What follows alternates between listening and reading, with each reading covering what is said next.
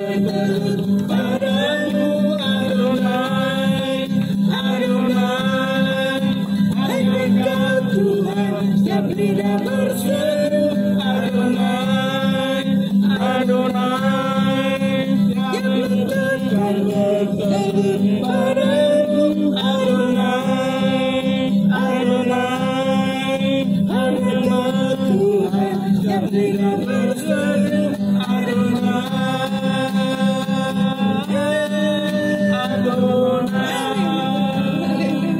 Suara dipaksa banget. Dari mana ada? Ayo kita bangkit berdiri. Sudah berdiri dari tadi. Udah ya? Iya. Kita akan menyembah.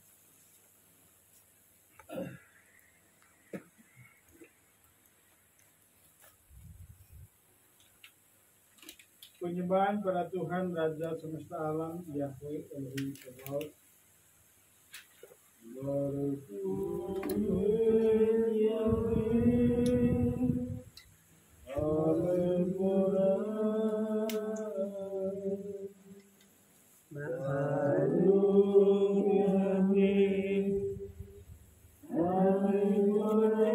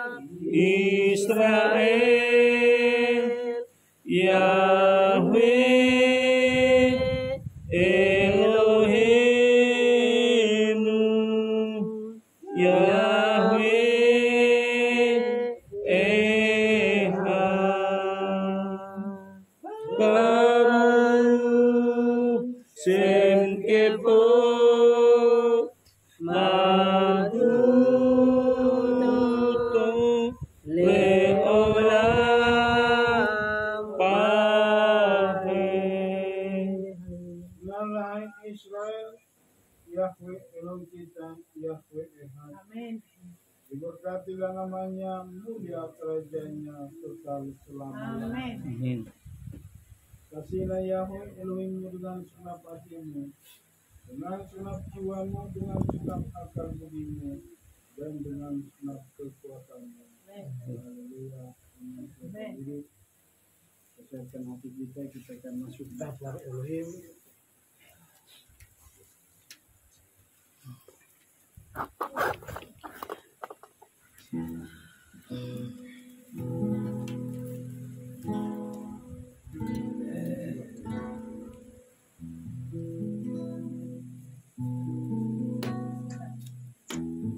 Kami siapkan hati kami Bapa memasuki kebenaran firman. Ku yakin saat Kau berfirman, ku menang saat Kau bertindak. Hidupku hanya ditentukan oleh perkataanmu. Aman, ku aman karena Kau menjaga. Ku kuat karena Kau menopang. Hidupku hanya ditentukan oleh kuasa-Mu. Bagi Yahweh, bagi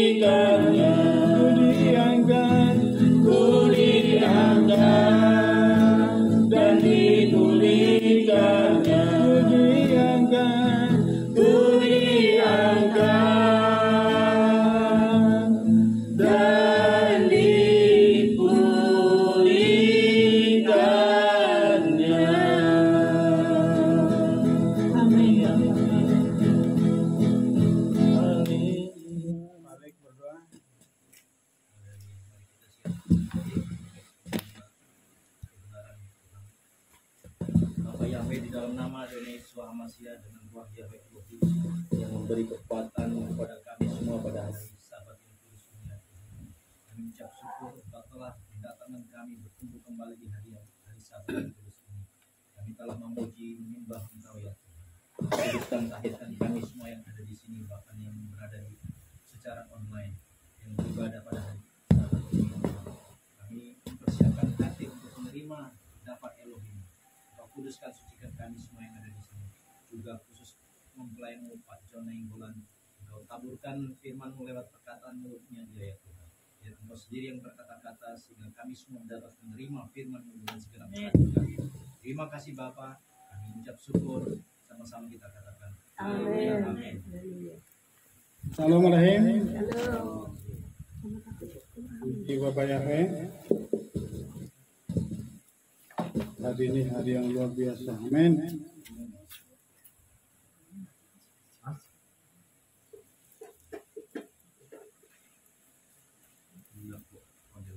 Sekarang kita akan memasuki imamat yang terakhir. Kita buka imamat pasal 25.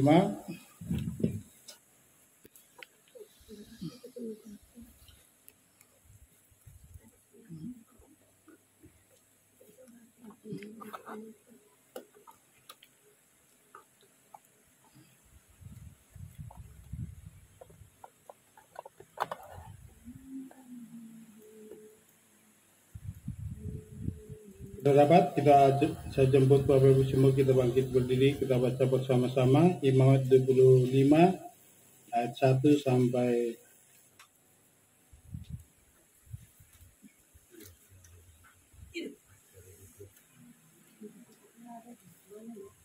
4. Sudah dapat semua? Kita baca bersama-sama 2-3 ya. Tahun Sabat dan tahun Yobel. 2-3 ya. Dan berfirmanlah Yahweh kepada Musa di Gunung Sinai dengan mengatakan, berbicaralah kepada Bani Israel dan engkau harus mengatakan kepada mereka, apabila kamu tiba di negeri yang akan diberikan kepadamu, maka negeri itu harus meneladani. Tetap lamanya kau harus menaburi ladangmu, 6 tahun lamanya kau harus memetik kebun anggurmu dan mengumpulkan hasilnya. Dan pada tahun ke-7 haruslah menjadi satu sabat perhentian bagi negeri itu, suatu sabat bagi Yahweh. Engkau tidak boleh menabur benih di ladangmu, dan engkau tidak boleh menyambi kebun anggurmu. Silakan duduk Bapak-Ibu semua. Jadi sekarang kita akan akhiri pengajaran tentang kitab Wahyu. Kitab Wahyu, kitab Imamat. Kitab Imamat yang terakhir yaitu Torah tulisan Musa yang ketiga. Sahabat depan kita akan masuki kitab Bilangan. Hari ini kita berbicara tentang di gunung itu, atau disebut dalam bahasa Ibrani Behar. Di Torah tertulis, jadi yang maksudnya di gunung itu maksudnya adalah bahwa Tuhan berbicara kepada Mose di Gunung Sinai itu memberikan 2 Torah. Selama ini yang kita tertutup, tidak terbuka, kita tidak mengerti. Jadi ternyata Mose menerima kitab di Gunung Sinai itu, pertama itu Torah tertulis dan Torah lisan, atau disebut dengan Torah di dalam mulut, atau sering disebut oral Torah. Jadi waktu Tuhan berbicara diberikan 2 loh batu, ditulis oleh Tuhan sendiri, dan diberikan Torah secara lisan kepada Mose. Jadi Torah lisan inilah yang sekarang yang dijadikan oleh bangsa Israel menjadi Talmud.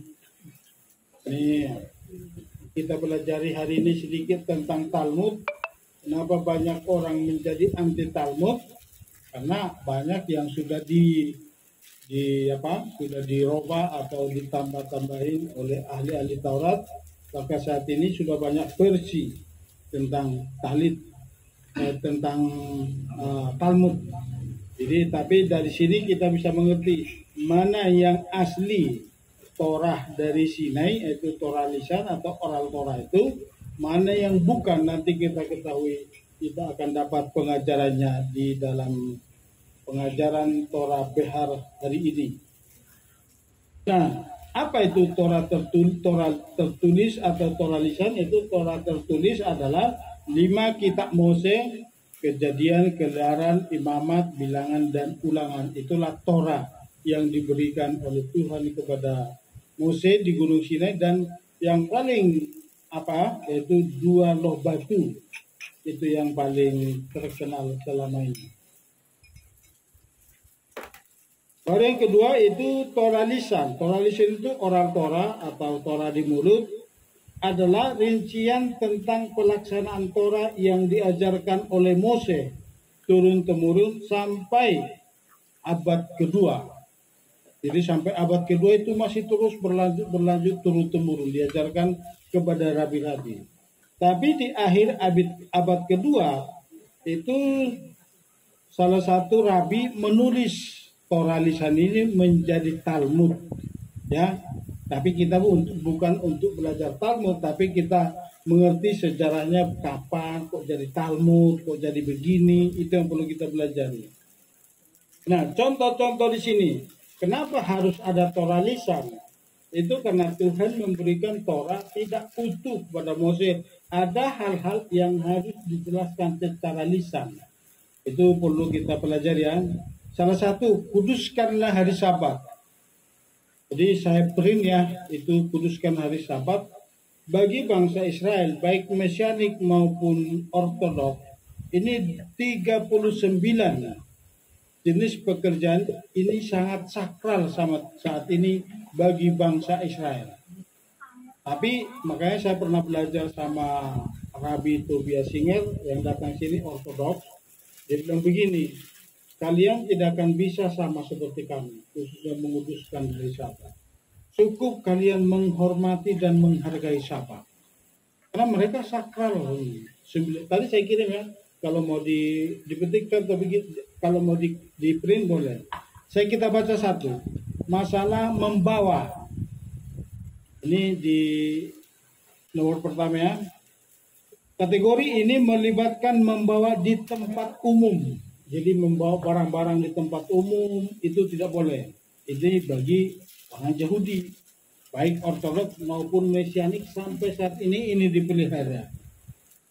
Ini adalah salah satu dari sedikit kategori pekerjaan yang sebenarnya disebutkan dalam Torah. Ini juga merupakan jenis pekerjaan pertama yang dilarang, itu membawa, termasuk juga mengambil. Seperti yang telah kita diskusikan. Lanjut. Yang kedua, Torah juga memberikan penjelasan tentang seorang pria yang dahulu mati karena mengumpulkan kayu pada hari Sabat. Di sini sekali lagi menurut beberapa komentator, pelanggarannya terhadap Sabat melibatkan membawa. Ini diskusi-diskusi orang rabi. Ketiga, Nabi Yeremia secara khusus memperingatkan umatnya untuk tidak melanjutkan hari Sabat. Dia berkata, di Yeremia 17 ayat 21 ayat 22, berhati-hatilah dan jangan memikul beban pada hari Sabat. Jadi artinya apa? Memikul beban. Nah, sekarang boleh nggak kita bawa tas? Tapi ini kalau kita boleh bawa tas, kalau itu tidak menjadi membebani. Berhati-hatilah jangan memikul beban. Juga jangan memikul beban apapun dari rumahmu pada hari Sabat. Padahal tadi kita pada bawa makanan, ya, soalnya kita banyak makan. Termasuk di sini apa? Mencuci, memasak, membakar itu tidak boleh. Tapi itulah Torah lisan yang diturunkan kepada bangsa Israel. Makanya saya katakan tadi, ada hal-hal itu bisa dilakukan memang benar-benar untuk mereka. Tapi kita bangsa-bangsa, yang saya katakan tadi, waktu saya mendengarkan pengajaran Tobias Singer, kalian tidak akan bisa sama seperti kami. Karena apa? Karena kami ini, makanya kalau mereka untuk buka kulkas pun, itu dia kalin. Supaya jangan waktu dia buka, kan kulkas kan kebuka, nyala lampunya. Itu masuk kategori menyalakan api. Jadi mereka akalin itu kulkas, kalau dibuka hari Sabat, lampunya tidak nyala. Sampai ke titik itu mereka. Itulah sakralnya hari Sabat bagi bangsa Yahudi, baik Mesianik maupun Ortodoks sampai saat ini. 39 item ini sangat sakral bagi mereka. Nanti kalau saudara baca aja di rumah atau di print boleh. Tapi kita lanjut ya. Baru membakar. Nah, kita lihat yang kedua. Ini tentang hari Sabat.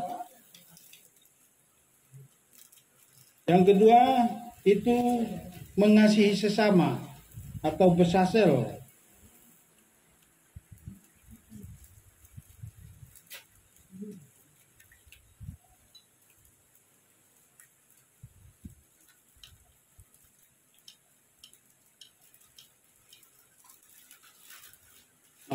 Jadi contoh mengasihi sesama itu secara global, tapi ada rincian, tapi itu ada dalam Torah. Baru imamat mengasihi sesama manusia, mengasihi Tuhan tadi pertama. Jadi cara mengasihi Tuhan itu pertama apa? Menguduskan hari Sabat, mentaati semua perintah-perintah, termasuk 7 hari raya. Baru mengasihi sesama manusia juga ada rincian, itulah Torah lisan. Tapi sekarang khusus untuk ini itu diajarkan di dalam Torah. Baru tentang besasel. Kita sering mendengar bahwa besasel itu yang punya hikmat yang luar biasa. Bagaimana membuat miskan di padang gurun. Itu kemah suci. Tapi sebenarnya Mose mengajarkan secara lisan kepada besasel.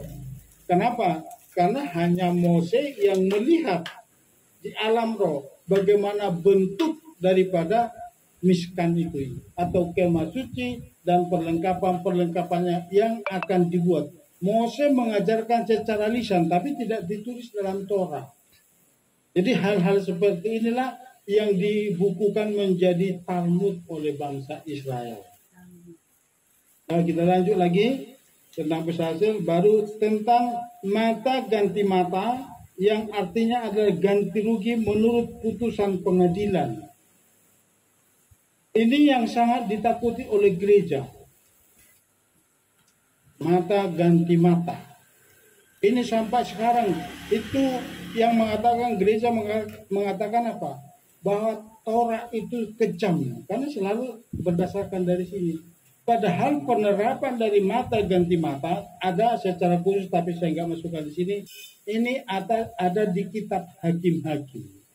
Ditulis di situ. Jadi ini semua harus keputusan pengadilan. Jadi berbicara tentang ganti rugi, tapi apa? Bukan mata yang dicongkel.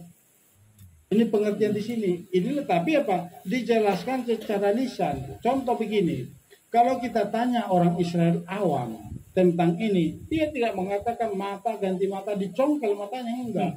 Selalu harus berbicara tentang apa? Ganti rugi. Bahkan sampai saat ini hukum ini berlaku di mana-mana. Kalau kita tabrakan contoh, kita nabrak pasti apa? Yang baik-baik, yang baik-baik langsung apa? Ayo kita berdamai pergi ke bengkel. Paling begitu. Tapi yang adu jotos apa? Ujungnya berantem. Kalau yang adu jotos. Jadi saya pernah tabrak beruntun di jalan tol. Yang baik apa? Dia bilang, aku minta KTP-nya aja. Soalnya mobilku punya asuransi. Enak. Diminta KTP, nah ambillah KTP-ku. Nanti saya ganti lagi. Bisa urus KTP yang baru. Jadi ini yang dimaksudnya mata ganti mata, bukan mata dicongkel, bukan. Jadi Torah itu bukan Torah yang kejam, justru Torah itu adalah keadilan yang luar biasa. Yang perlu kita belajar ya. Jadi ini mata ganti mata. Baru kita buka lihat apa? Ulangan 12 ayat 21 itu cara menyembelih binatang kosher. Artinya apa? Tidak boleh tersiksa.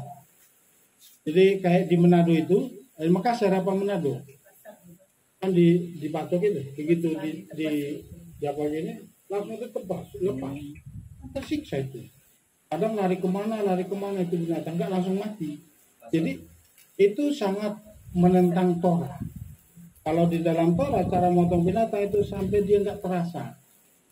Contoh saya, kalau saya nyukur jenggot, kalau saya pakai kaki ini saya potong sini, pas saya yang baru saya tekan gini biar lurus, itu terkadang nggak sadar udah kena. Ternyata dicukur benar Pak ya. Tak kira. Padahal nyukur. Jadi nggak terasa, udah kena kulit. Jadi demikianlah cara memotong binatang yang kosher. Tidak boleh menyiksa. Tiba-tiba dia udah putus. Jadi tajam sekali. Jadi itu semua rabi.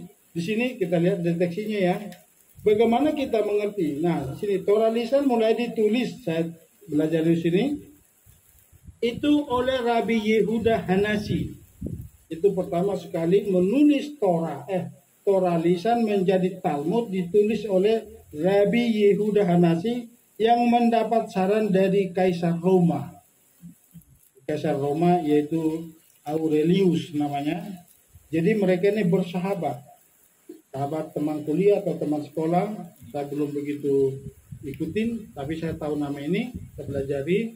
Dia bilang begini, jadi setiap ada raja ini punya problem, punya masalah, dia selalu minta pendapat nasihat dari Rabi Yehuda Hanasi ini.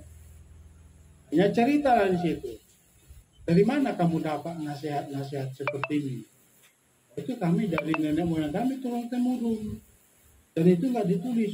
Kenapa tidak ditulis? Itulah kata Raja Aurelius tadi. Dia kata kenapa nggak ditulis? Disitulah mulai muncul ide daripada Yehuda Hanasi. Pertama sekali menulis Torah lisan menjadi Talmud. Tetapi akhirnya apa? Ditambah-tambahin. Sekarang udah berapa ribu Talmud dan itu banyak pendapat-pendapat rabi di sana. Dan isi Talmud yang sebenarnya itu Mishnah dan Gemara. Jadi Mishnah itulah asli yang Torah lisan yang diajarkan oleh Mose turun-temurun. Gemara itu adalah pendapat-pendapat atau analisa. Bahkan sering berbeda pendapat sama rabi-rabi. Ya. Nah, jadi bagaimana cara mendeteksinya? Kita lihat di sini. Jadi Gemara pendapat ya, analisa daripada rabi. Tapi tidak semua isi Talmud dari Torah lisan. Perhatikan sini. Jadi yang mau belajar, mau baca Talmud nggak masalah. Tapi jangan sampai Talmud. Perhatikan sini.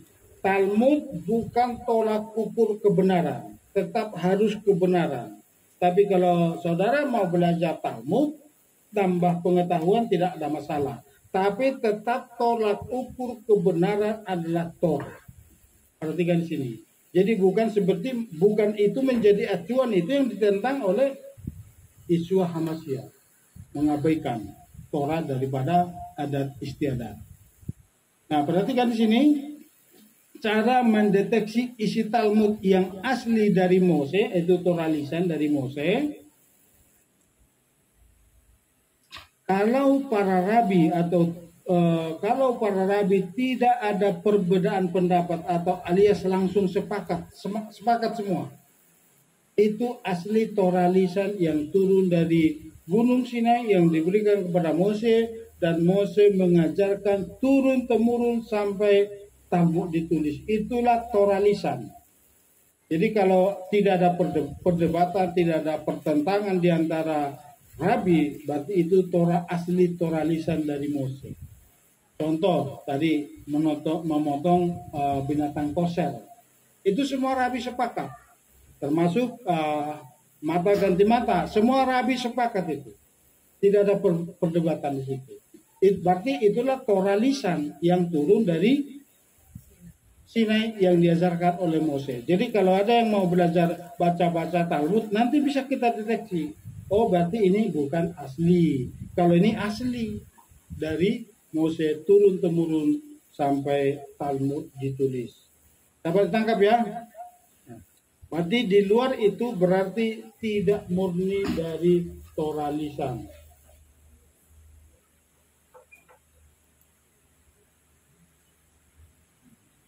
Nah, kita belajar baru yang bagian kedua udah dapat ditangkap ya tentang Torah lisan dan Talmud. Jadi Talmud itu adalah Torah lisan yang ditulis oleh rabi-rabi, yaitu tadi Yehuda Hanasi abad kedua, dan tidak semua isi Talmud dari Torah lisan. Ini perhatikan ini. Jadi kalau ada yang mau belajar baca-baca silakan. Kalau di Quran itu ada pernah Korea apa Jepang ya? Pernah demam Talmud. Di Korea apa Jepang? Siapa yang tahu? Korea ya, demam Talmud pernah di sana. Jadi karena itu, jadi kalau mau belajar, tapi ini pendeteksinya. Jadi kalau ada perdebatan berarti itu bukan asli dari Mose atau bukan Torah lisan, tapi itu udah pendapat Rabi. Coba kita buka Imamat 25, kita masuk yang kedua, sudah cepat. Ayat 4 sampai 7 boleh Victor, jiwa baru udah baru datang ini.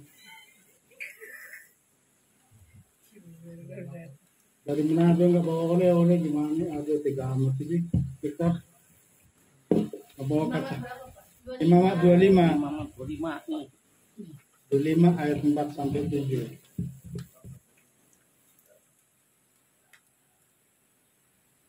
Imamat 25 ayat 4 sampai 7. Dan pada tahun ke-7 haruslah menjadi suatu sabat perhentian bagi negeri itu, suatu sabat bagi Yahweh. Engkau tidak akan menabur benih di ladangmu, dan engkau tidak boleh menyiangi kebun anggurmu. Engkau tidak boleh menuai sisa tuayan yang telah tumbuh, dan engkau tidak boleh mengumpulkan buah anggurmu yang tidak terawat. Tahun itu harus menjadi sabat perhentian bagi negeri itu. Dan haruslah sabat negeri itu ada pada kamu sebagai makanan bagimu dan bagi budakmu dan bagi wanita pelayanmu dan bagi orang upahanmu dan bagi pengembaramu dan yang mengembara bersamamu dan bagi hewanmu dan bagi binatang yang ada di negerimu, seluruh hasilnya untuk makan. Nah, perhatikan di sini. Sabat di sini ditentukan ada 3 sabat. Jadi sabat mingguan ini yang kita lakukan tiap hari sabat. Baru kedua sabat 7 tahun. Itu disebut sabat apa itu? Saat tahun semita. Baru sabat milenium. Itu nanti kerajaan 1000 tahun. Ya, jadi ada 3 sabat. Pertama tadi apa? Sabat mingguan, itu setiap hari sabat. Sabat 7 tahun itu sabat khusus tanah, itu disebut tahun semita. Baru tahun sabat yang ketiga itu sabat milenium yang sedang kita nanti, itu nanti memasuki kerajaan 1000 tahun. Jadi sabat mingguan yang kita lakukan setiap hari sabat, ini sudah kita ngerti ya. Kenapa kita harus menguduskan hari sabat? Karena ini adalah profetik daripada tahun sabat itu milenium. Nanti kalau yang tidak menguduskan hari sabat belum tentu masuk ke sabat milenium hari ke-7, karena ini profetiknya. Tapi kita nggak bisa menghakimi karena ada hak prerogatif daripada Tuhan. Jadi yang penting kalau kita sudah menguduskan hari sabat, berarti otomatis nanti kita sudah bisa punya tiket golden gate ya, tiket otomatis masuk kerajaan 1000 tahun. Nah, perhatikan sini, kenapa tahun semita itu sabat ke-7 itu hanya bisa dilakukan di tanah perjanjian. Jadi jangan nanti kalau saudara yang jadi petani di Indonesia, saudara lakukan sabat semita tidak layak. Bukan diambilin orang, bahkan dipatok itu tanah kita. Oh, pemiliknya udah pergi, kita ambil alih aja tanahnya. Enggak. Jadi adat sabat, inilah yang sering saya katakan apa? Ada aturan-aturan Tuhan yang hanya bisa dilakukan di tanah perjanjian. Salah satu ini, tahun semita. Makanya tahun semita sekarang kalau dulu itu dihitung dari mulai masuknya bangsa Israel itu, Yesua masuk membawa bangsa Israel ke Yerusalem, itu dihitung dari saat itu mulai. Tapi sekarang udah merubah itu mulai dihitung dari hancurnya Bait Suci. Dan sekarang itu sudah banyak versi tentang tahun semita. Kadang ada yang bilang tahun 5782 kemarin itu tahun semita. Jadi banyak versi, hanya hal-hal seperti ini hanya bagian orang Israel yang mampu mendeteksi ini. Kemarin Bang Ruby telepon atau minggu yang lalu. Udah gimana nih? Tentang saya mau belajar dulu kalender Ibrani. Oh itu ada pergantiannya, makanya setiap saya belum tahu persis apa tiap 2 tahun, 3 tahun, apa 5 tahun ada pertambahan bulan di kalender Ibrani itu menjadi 13 bulan. Jadi bulan Adar 1 dan bulan Adar 2.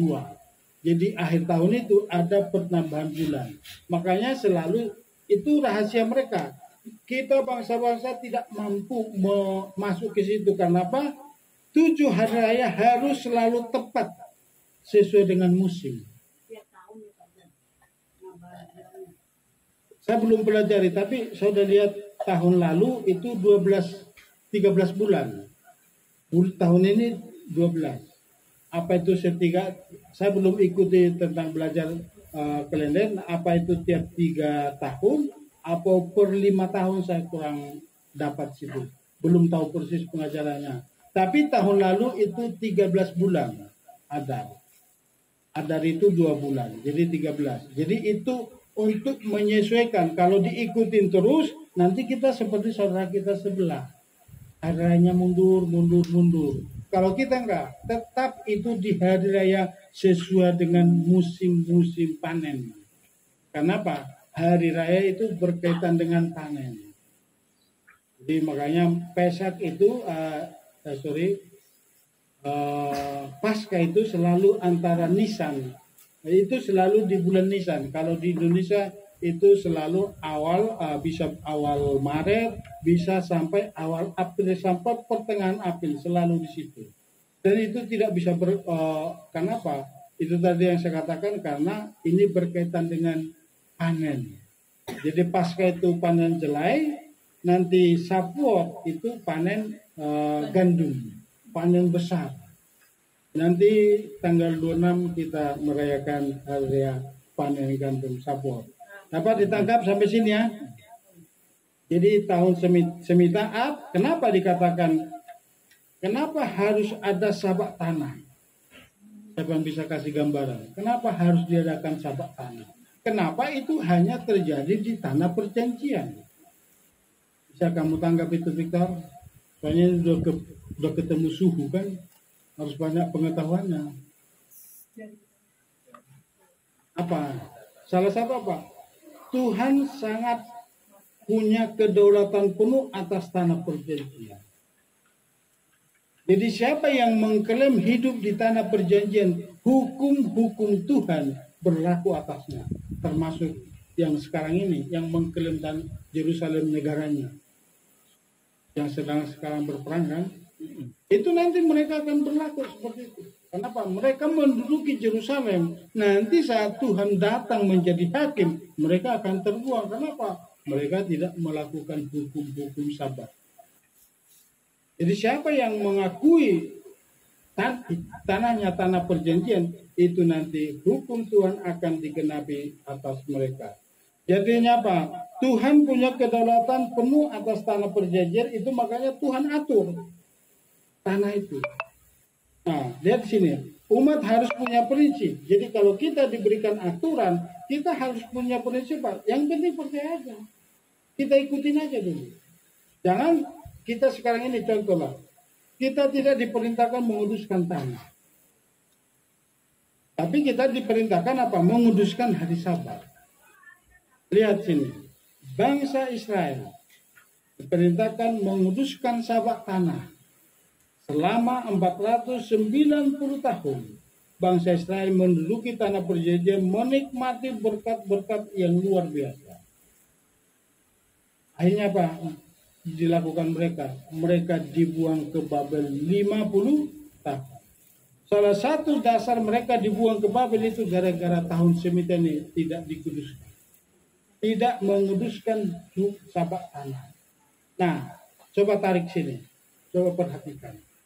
Adakah kemungkinan nanti orang-orang yang percaya kepada Tuhan tapi tidak menguduskan hari Sabat bisa dibuang dari kerajaan Samaim? Ini profetik supaya kita jangan main-main. Kenapa ya harus menguduskan hari Sabat sementara orang lain berhari Minggu? Ini gambarannya. Bangsa Israel diperintahkan menguduskan menguduskan Sabat tanah. Mereka tidak taat selama 490 tahun. Tapi akhirnya apa? Harus dituntut.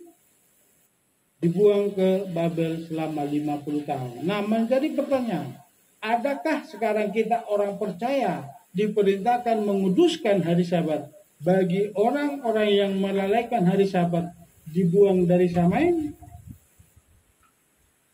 Mana menurut pendapat Bapak Ibu semua yang tidak menguduskan hari Sabat?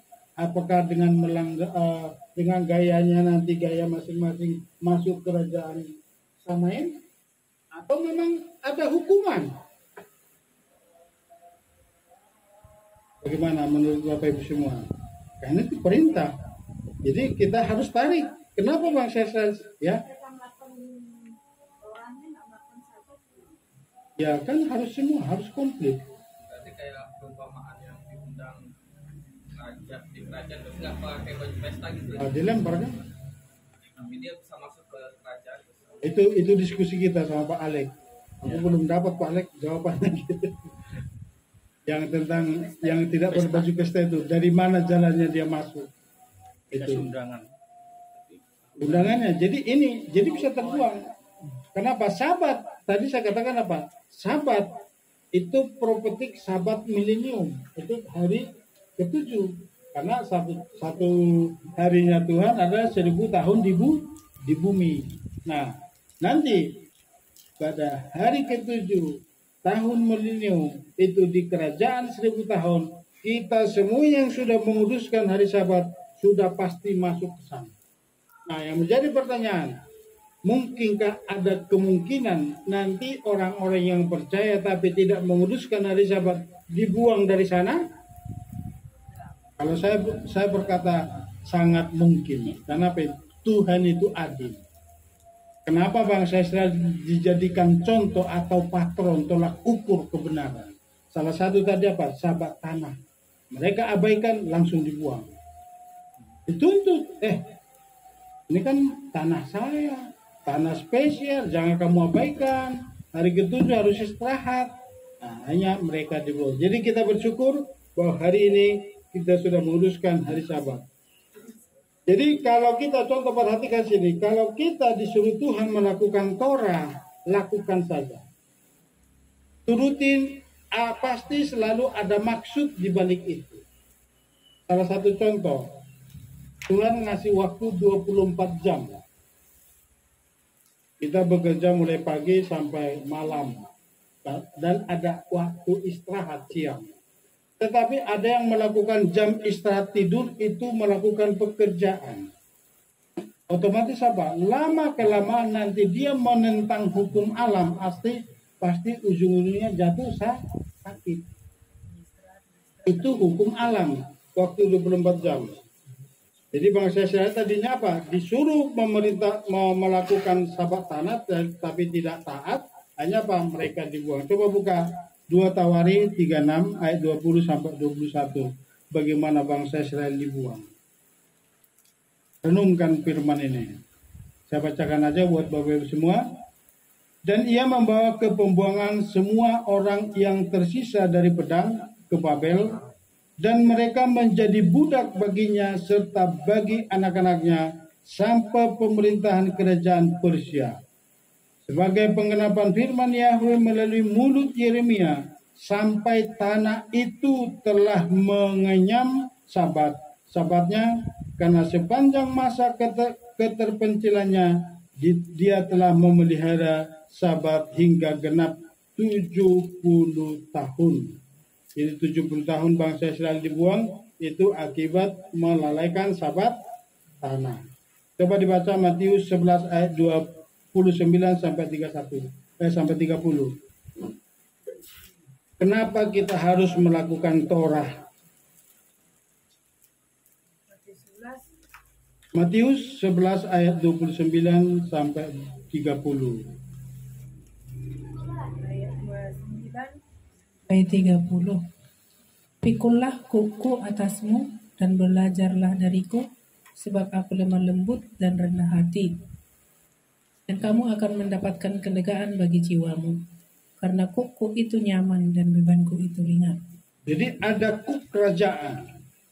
Kuk kerajaan itu bagi orang-orang yang hidup di dalam kerajaan Elohim, ada di dalam kerajaan Samaim, yang hidup di kerajaan surga. Itu kita sekarang yang hidup dalam pemerintahan Bapa Yahweh, kita wajib memikul kuk yang dari Tuhan. Itu tadi dipikul oleh bangsa Israel, tapi tidak taat akan sabat tanah. Akhirnya apa? Mereka dibuang 70 tahun. Itu baru profetik. Profetik kedua apa? Bangsa Israel menolak Mesias Yesus HaMashiach apa? Bangsa Israel dibuang sampai saat ini ke seluruh bangsa-bangsa.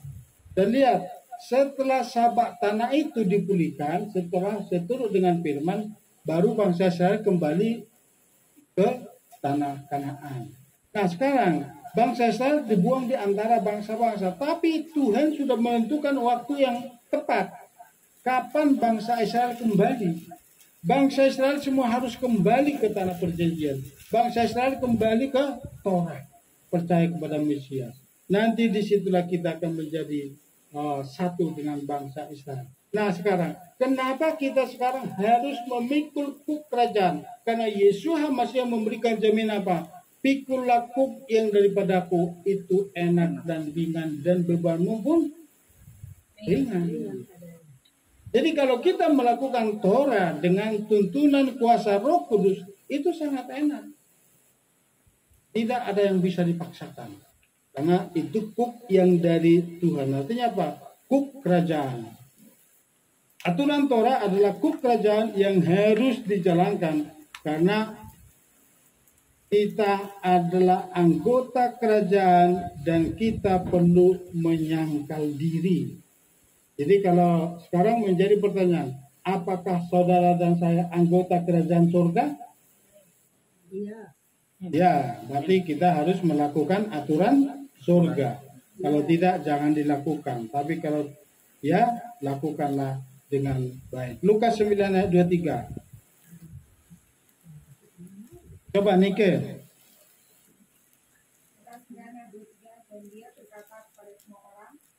Jika seseorang ingin mengikutiku, biarlah dia menyangkal dirinya dan memikul salibnya setiap hari, lalu mengikut aku. Nah, jadi menyangkal diri, memikul salib artinya apa? Semua daftar-daftar dosa kita di masa lalu kita itu sudah, saat kita percaya kepada Mesias Yesus HaMashiach, itu semua dihapus. Perhatikan sini, itu semua dihapus di kayu salib. Saat kita percaya kepada Yesus HaMashiach. Tapi saat kita udah percaya di dalam perjalanan hidup, kita harus selalu pikul salib di alam roh. Jadi setiap masa lalu itu muncul kembali, pakukan kembali, ingatkan jiwamu. Hai, dosa masa laluku, engkau sudah dipakukan di kayu salib. Supaya itu jangan muncul. Kenapa? Itu yang terus nanti mengganggu perjalanan hidupmu. Itu selalu ada. Nah, suamiku begini, itu selalu muncul itu. Padahal suaminya sudah sangat baik, sudah bertobat, sudah hidup dalam Torah. Tapi selalu diingat yang lalu-lalu.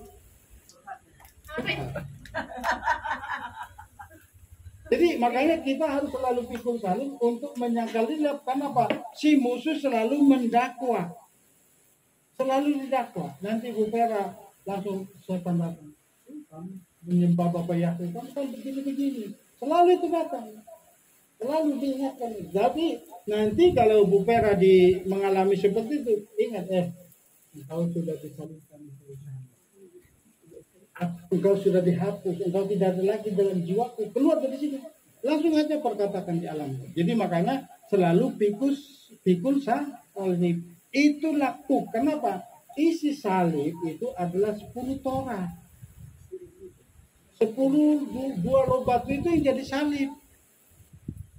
Jadi 2 loh batu yang jadi salib ini itu yang kita pikul. Jadi kalau kita pikul salib artinya apa? Torah selalu ada di pundak kita. Artinya apa? Harus selalu mengingatkan hidup kita untuk selalu berjalan di dalam Torah, berjalan di dalam kebenaran itu. Kita nggak boleh keluar dari kebenaran. Harus selalu kuk. Makanya kalau kita lihat kuk, contoh kerbau beban atau sapi beban itu nggak bisa lari, dia selalu pikul. Jadi kalau di tanah Jawa kan, nggak tahu di Flores, Ada sawah nggak di Flores, Pak? Banyak. Banyak ya. Pakai kuda atau pakai sapi bajak sawah? Kerbau. Kerbau ya. Itu kan biasanya ada dua. Biasanya lihat sini, ada dua kan kerbaunya. Itu udah dipasang kupnya. Tiba-tiba ada kerbau yang sombong. Jadi kalau dia sombong, dia pikul sendiri. Wah, sombong. Moncong putih. Wah, gitu. Jadi dia yang tanggung semua. Hanya dia yang mikul beban sendiri. Padahal Tuhan, kalau dia tunduk, tetap berjalan. Apa itu, Bang? Kalau dia tetap berjalan, dia sama-sama mikul beban. Tenang. Baru lihat di sini. Kalau dia belok ke kanan, belok ke kiri itu langsung dibanting. Has, has, has. Jadi kita pun begitu. Kalau kita lari ke kanan, itu langsung dikepuk. Kalau kita nurut. Kalau kita lari ke kiri, itu langsung dikepuk. Makanya lihat sini. Janganlah saudara menjadi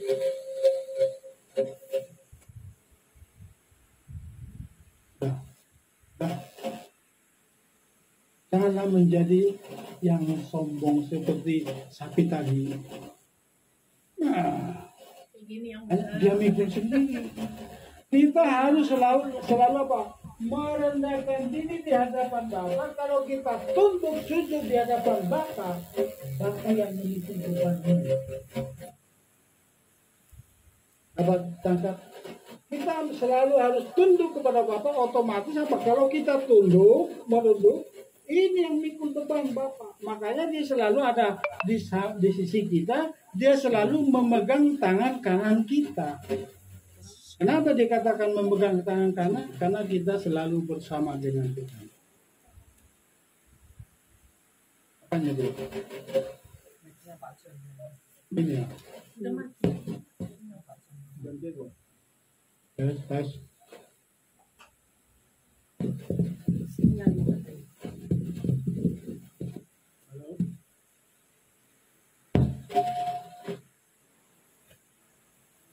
Dapat tangkap ya. Jadi jangan lari ke kanan, jangan menyimpang ke kiri kanan, otomatis apa? Dibanting. Jangan menjadi sombong, harus selalu rendah hati supaya apa? Tuhan yang memikul beban. Tuhan yang memberi kekuatan bagi kita untuk memikul beban, yaitu berjalan di dalam Torah. Nah, coba kita lanjut. Lukas saja, tahun ke-7 adalah tahun penghapusan utang. Karena saat itu utang mengakibatkan orang jatuh jadi budak kalau tidak mampu membayar utang. Jadi sahabat tanah tadi itu juga menjadi sahabat pembebasan utang.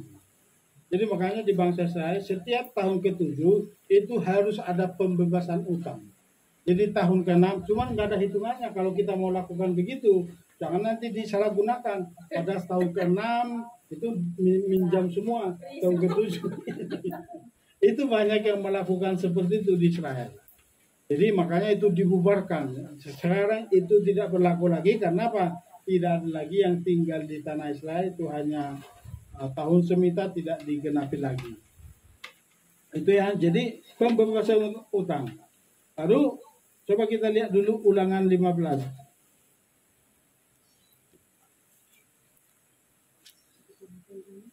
Jadi setiap tahun ke-7 itu harus membebaskan utang piutang, termasuk budak. Budak juga harus dibebaskan pada tahun ke-7. Jadi bukan hanya tanah yang dibebaskan.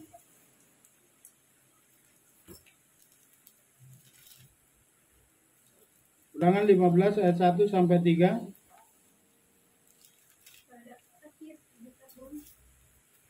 Ya.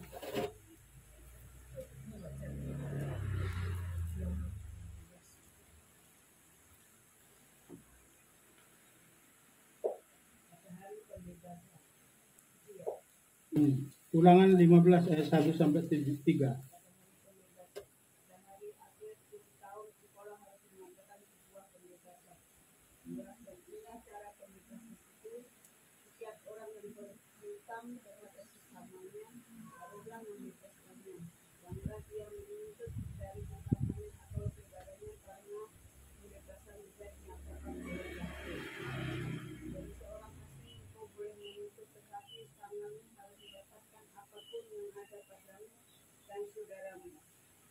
Jadi dari orang asing itu tetap harus ditarik, tapi dari saudara sendiri harus dibebaskan utang piutang dan perbudakan.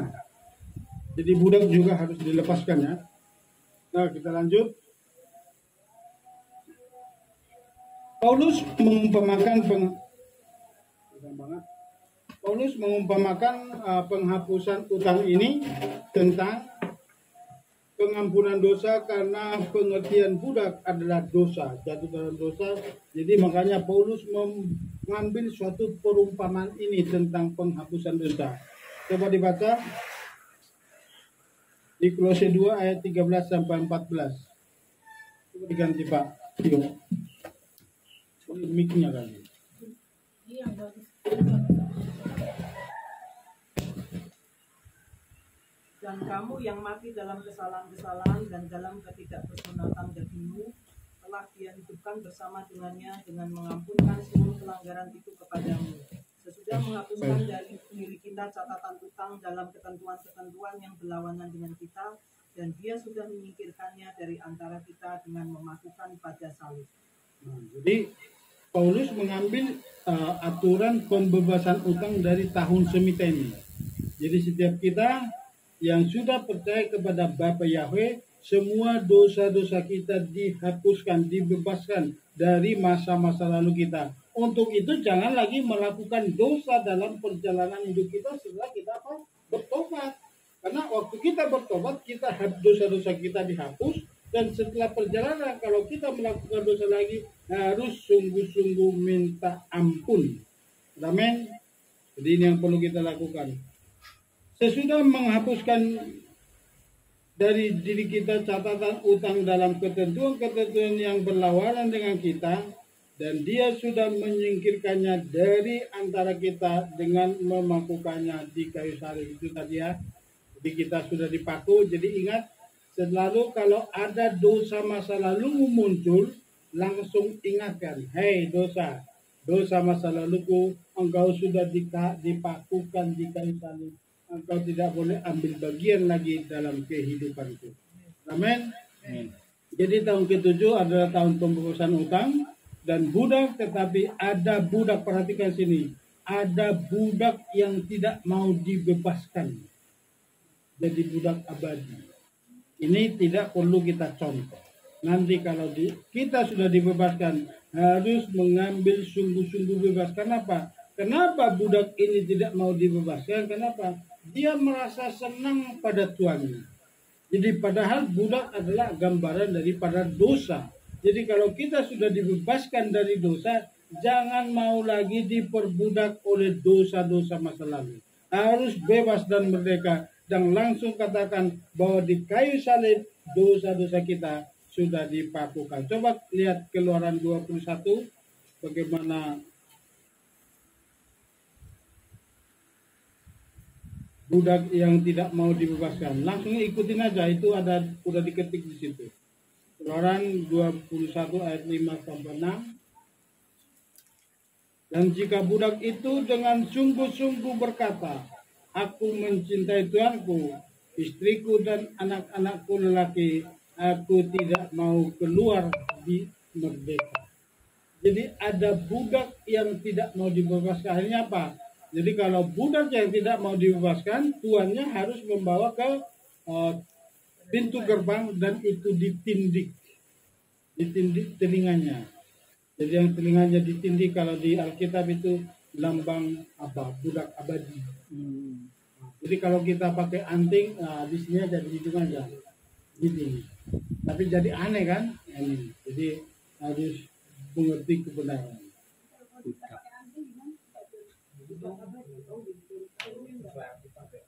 Sesuai Alkitab, tapi kalau udah tradisi bagaimana lagi? Yang penting kita jangan berbudak dalam dosa.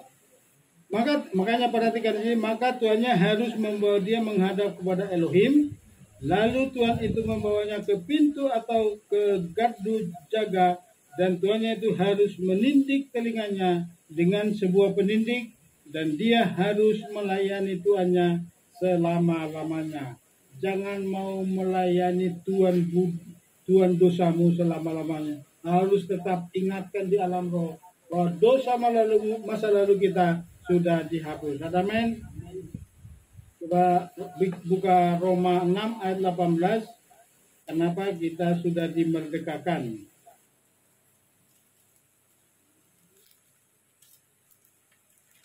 Dan sesudah dibebaskan dari dosa, kamu diperhamba oleh apa?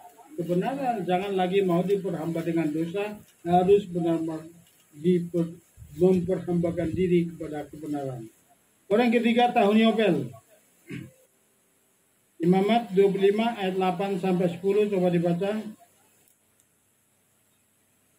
Dan kau harus menghitung bagimu sendiri 7 sabat tahunan, 7 kali 7 tahunan, dan masa 7 sabat tahunan itu menjadi 49 tahun.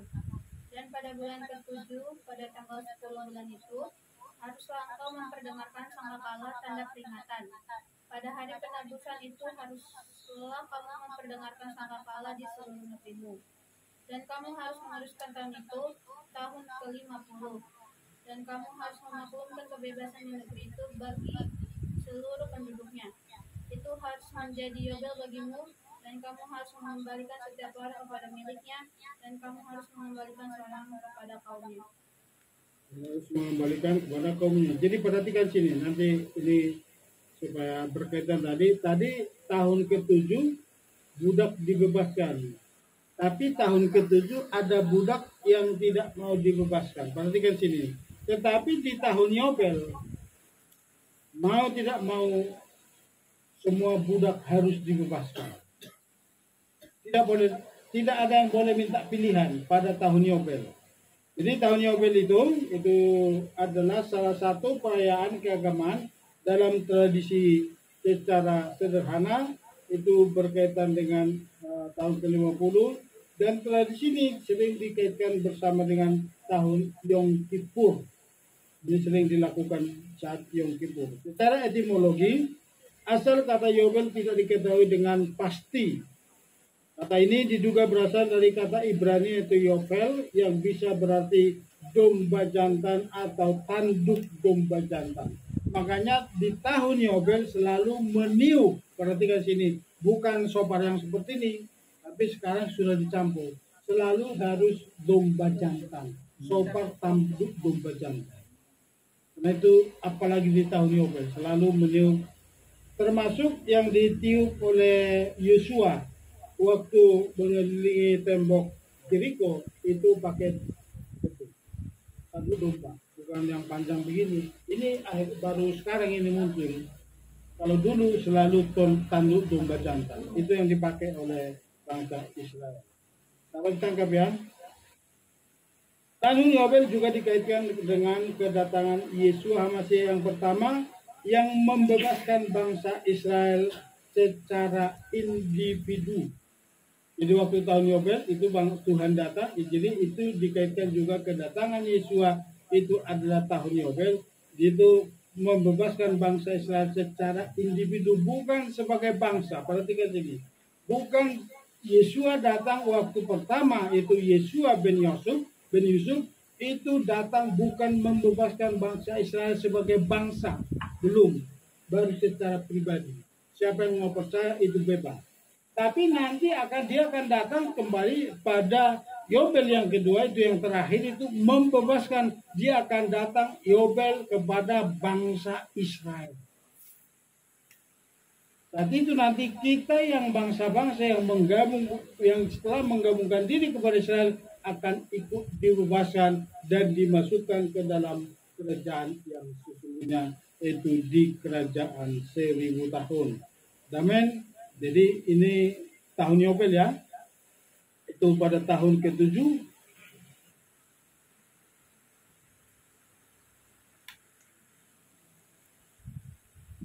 Coba dibuka Yesaya 61 atau Yesaya 61 ayat sama Lukas 4 ayat 16 sampai 21. Tapi kita baca Yesaya 61 ayat 1 sampai 3. Itu tahun Yobel. Jadi bangsa Israel menerima Yobel pembebasan secara pribadi, individu. Nanti akan datang Yobel yang sesungguhnya. Yesaya 61 ayat 1 sampai 3. Roh Tuhan Yahweh ada padaku karena Yahweh telah mengurapi aku untuk memberitakan kabar baik kepada yang lemah.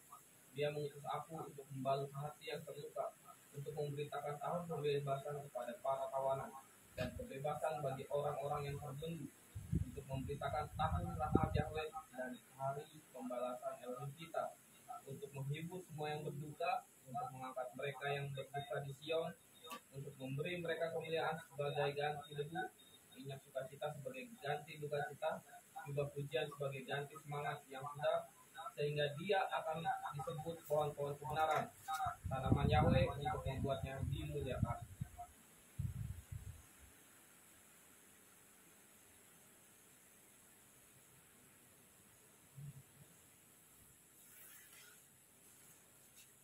Coba tahu kita dibuka di Lukas, coba buka dulu Lukas 4, sini katakan ayat 21.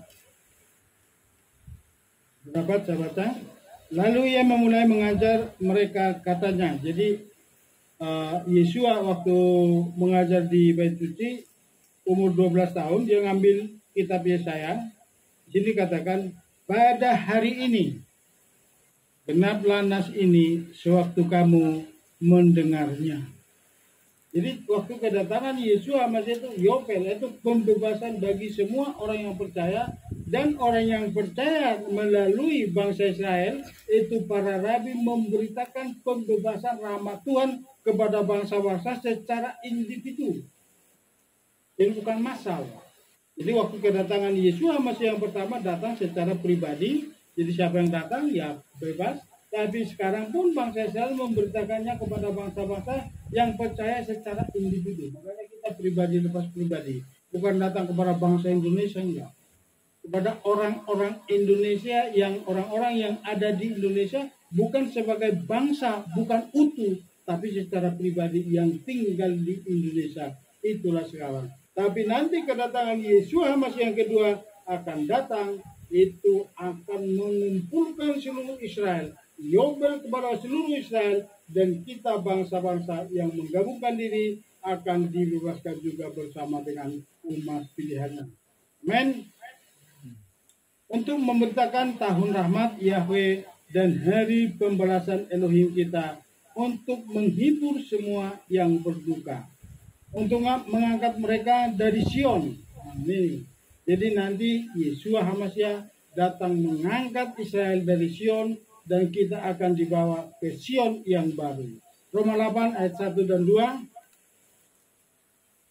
Oleh karena itu, sekarang tidak ada penghukuman bagi mereka yang ada di dalam HaMashiach Yeshua, yang tidak hidup menurut daging, tapi menurut roh.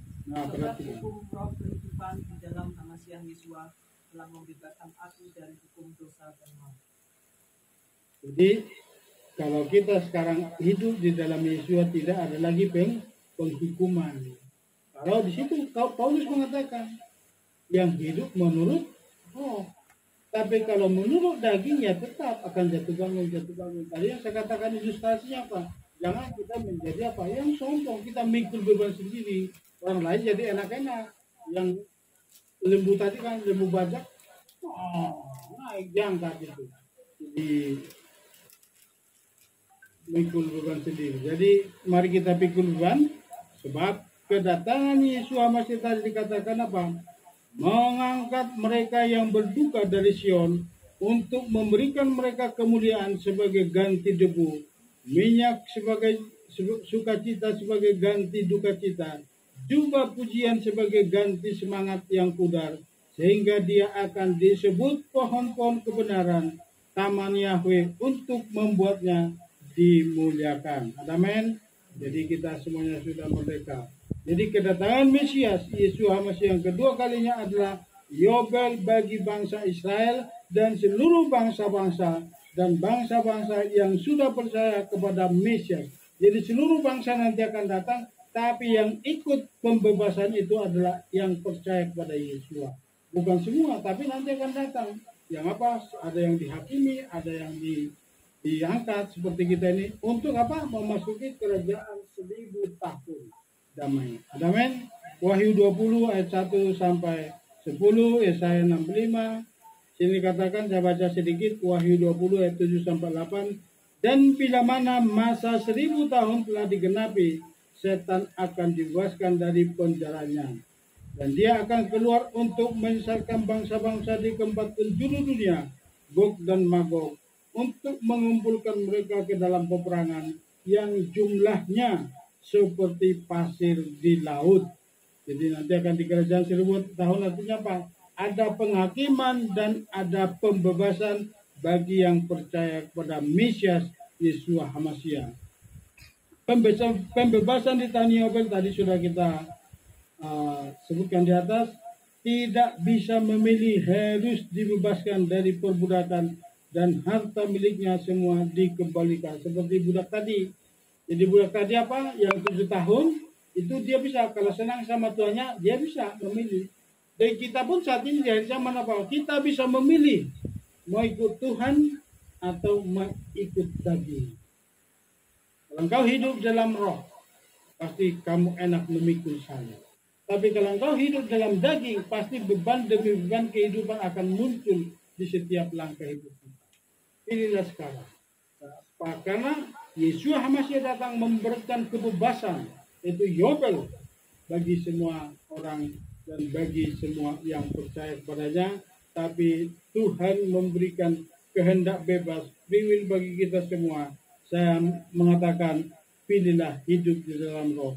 Pilihlah hidup di dalam kebebasan, hidup dalam anugerah Bapa Yahweh, agar kita jangan masuk dalam penghakiman di hari Tuhan yang dahsyat itu.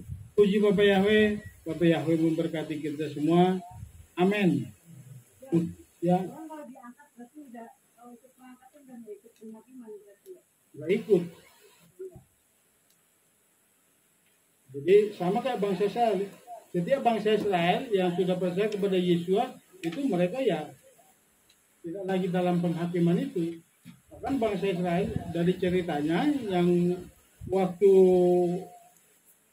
Yesus dihancurkan, orang Mesianik sudah keluar duluan, tidak lagi di situ.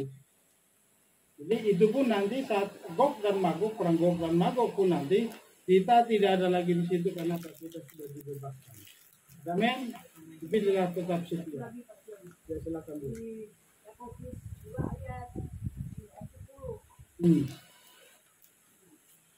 Yakobus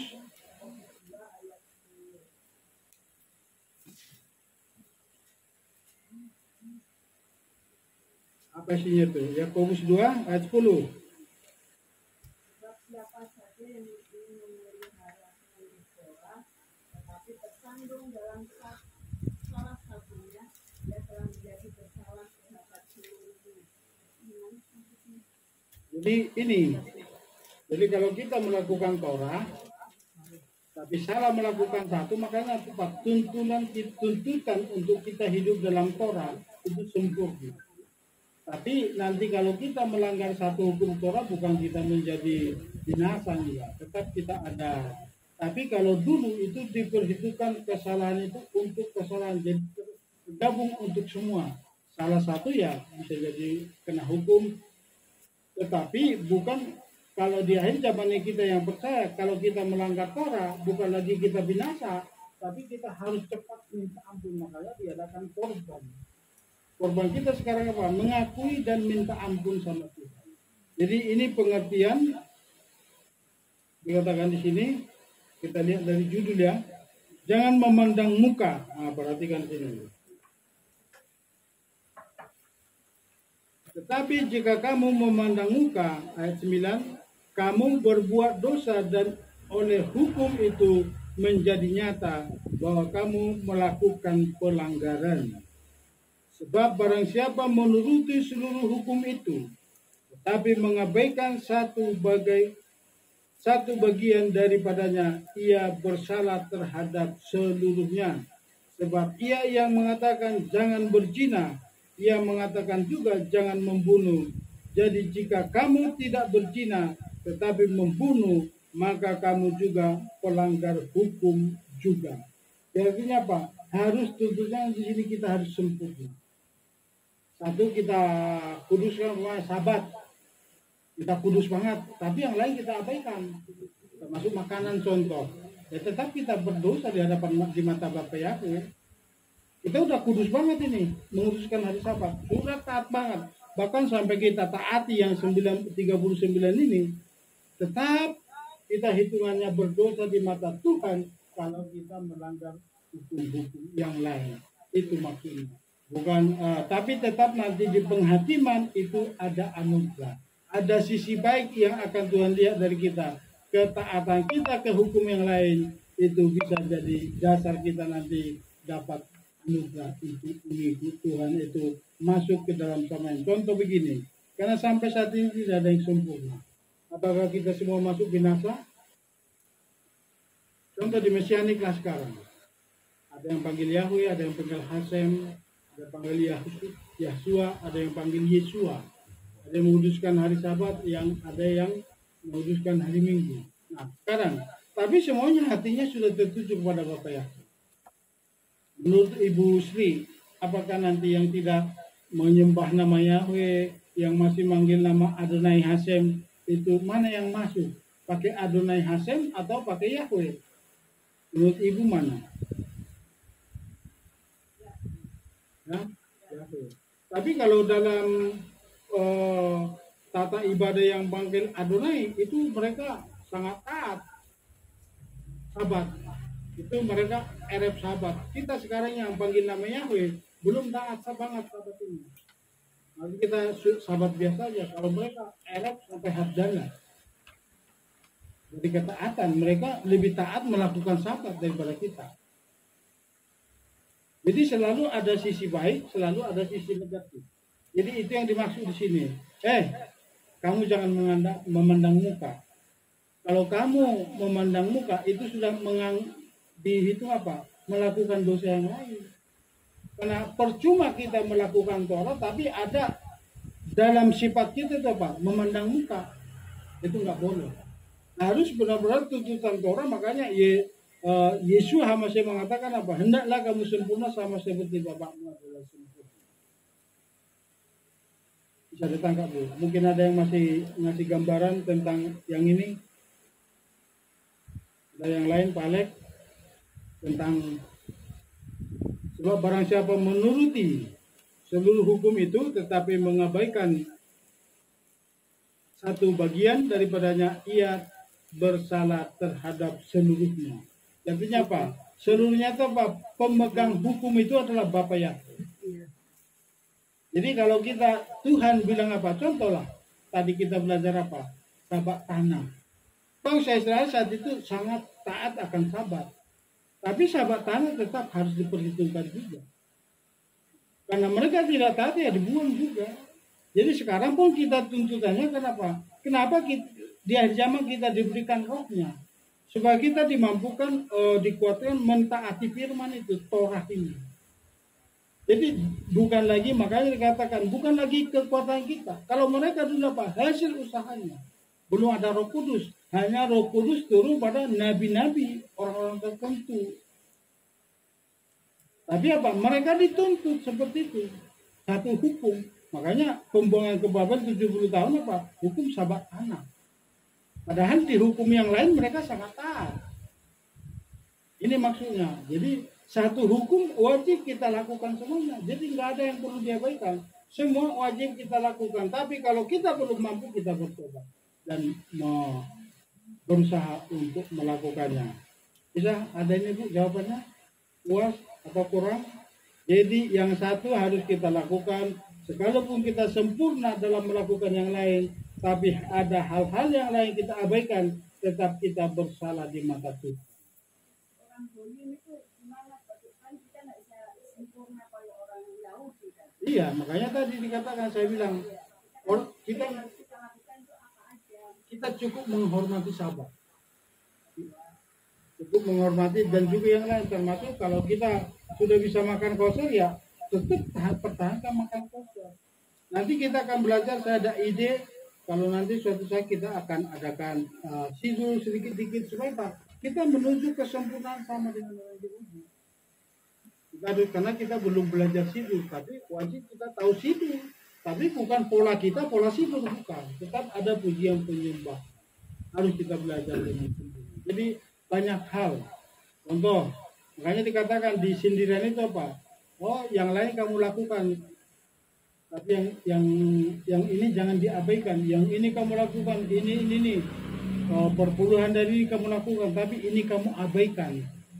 Jadi tidak ada yang harus kita fokus saja lah sahabat. Yang kosong-kosong nanti aja enggak. Harus semuanya barang-barang. Semua harus dilakukan sampai kita mampu sempurna melakukannya. Disitulah nanti Tuhan memperhitungkan usaha kita untuk melakukan, dan kita tidak akan mampu sempurna melakukan seluruh Torah.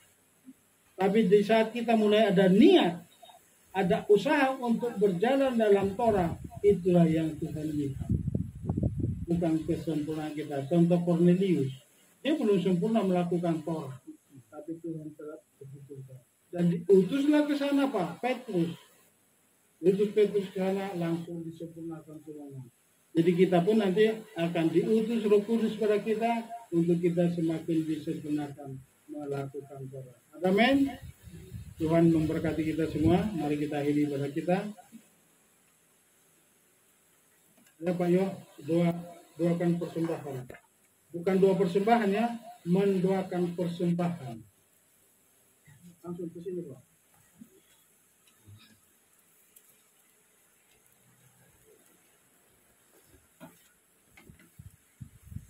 Atau ada lagi yang lain?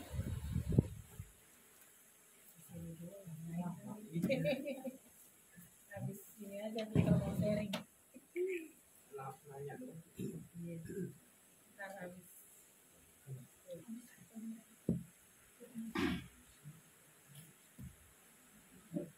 Kita siapkan mendoakan sembahan yang diberikan oleh kepercayaan kita. Inilah berkat-berkat dari Bapak Yahweh. Pada saat kita berkat-berkat dari Bapak Yahweh diberikan pada kita, kita akan kembalikan. Berkat-berkat itu akan kembali lagi ke kita, akan seperti buah mangga. Buahnya banyak. Kalau kita telan semuanya, tidak akan tumbuh lagi seperti bijinya. Bijinya itu tidak bisa dimakan. Pada saat bijinya itu kita taruh di persembahan, itu akan bertumbuh, akan berbuah, akan lebih banyak lagi. Inilah Bapak Yahweh, inilah anak-anakmu sudah memberikan persembahan yang terbaik, lipat kali gandakan, supaya berkat-berkat itu untuk memperlebar kerajaan. Inilah tangan-tangan yang sudah memberi, kiranya Bapak Yahweh yang memberikan yang terbaik untuk jiwa-jiwa yang memberi, yang belum memberi pun juga diberkati. Terima kasih Bapak, terima kasih. Inilah firman yang disampaikan oleh hamba-Mu Pak John, supaya masuk dalam hati kami, pikiran kami, supaya bisa berbuah, buah itu sungguh-sungguh matang. Inilah firman yang disampaikan oleh hamba-Mu Pak John. Inilah doa-doa kami. Terima kasih Bapak Yahweh, terpuji nama kekal selamanya. Haleluya. Amin. Mari kita bangkit berdiri. Kita akan menerima berkat daripada Bapak Yahweh. Janji-Mu seperti fajar pagi hari, yang tiada pernah terlambat bersinar. Cinta-Mu seperti sungai yang mengalir, dan ku tak betapa dalam kasih-Mu. Aku percaya. Aku percaya berkat-Mu atasku melimpah, kebajikan dan kemurahan selalu mengikutiku. Ku puji, ku sembah Kau Yahweh. Ku puji, ku sembah Kau Yahweh. Janji-Mu seperti fajar di pagi hari, yang tak pernah terlambat untuk bersinar ya Bapa. Demikianlah janji-janji kebenaran firman Engkau genapi di setiap hidup kami. Pribadi lepas pribadi, keluarga lepas keluarga, segenap umat-Mu ya Bapa, yang ada di tempat ini, yang ada lewat Zoom ya Bapa. Mengucap syukur sepanjang pekan ke depan ya Bapa, anugerah-Mu terus menaungi melingkupi kehidupan kami hari lepas hari. Tuntunan kuasa Roh-Mu ya Bapa menuntun kami, membawa kami ke dalam dalam kebenaran-kebenaran-Mu yang benar ya Bapa. Mempertemukan kami dengan orang-orang yang tepat, membuat kami semakin berhasil dalam melakukan banyak hal. Nah, kami yakin dan percaya apapun yang umat-Mu kerjakan, semuanya Engkau buat berhasil. Dan campur tangan Tuhan yang selalu ada pada kami. Yang bekerja Tuhan berikan pekerjaan, yang usaha Tuhan berikan usahanya Bapa. Yang berbisnis bahkan pedagang-pedagang semuanya diberkati. Jadi perlibatkan dalam omset usaha umat-Mu ya Bapa.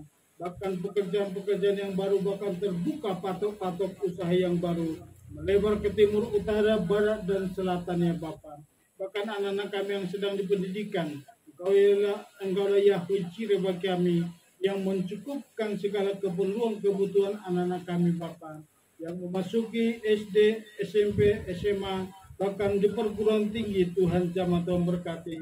Memori mereka Tuhan berkati Bapa, menjadi mereka akan tampil menjadi yang terbaik di antara yang baik, menjadi yang terpintar di antara yang pintar, karena hikmat dari surga turun atas anak-anak kami, sehingga mereka menjadi berkat dimanapun mereka berada.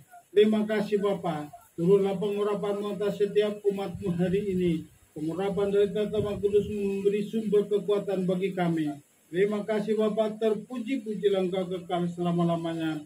Maka sebentar kami akan mengakhiri ibadah kami saat ini, ibadah Sabat ini.